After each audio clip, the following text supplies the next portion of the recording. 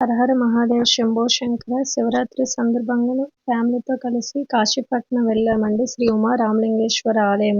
ఇది మన విజయనగరానికి సుమారు 40 కిలోమీటర్ల దూరంలో ఉంటుంది. అరకు వెళ్లే దారిలోనండి.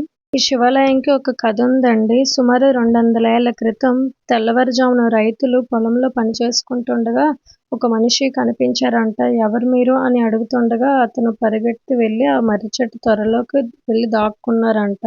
తీరా అక్కడికి వెళ్లి చూస్తే శివలింగం ఉన్నదంటండి. ఇలా ఈ శివలింగం ఇక్కడ ఏర్పడింది. మర్రి చెట్టు త్వరలోనే ఇప్పటికీ అలానే ఉంచారు.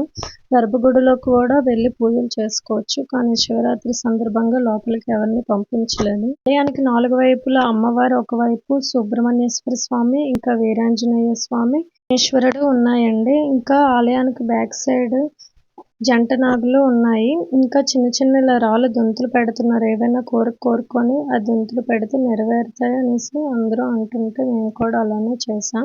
శివరాత్రి సందర్భంగా భక్తులు చాలా దూరం నుండి వచ్చారనమాట. చాలాసేపు మినిమం 2 అవర్స్ పైనే పట్టింది దర్శనానికి, ఆ శివయ్య దర్శనం కోసం. ఇంకా అందరికీ ఆ శివయ్య దర్శనం ఉండాలని చెప్పి మనస్ఫూర్తిగా కోరుకుంటున్నా. ఇంకా ఈ టెంపుల్ ముందు ముందు చాలా డెవలప్ అవుతుందని. బయట నందీశ్వరుడు పూజ చేస్తుంటే ఇలా 2 నందులు వచ్చాయండి. చాలా సంతోషం అనిపించింది.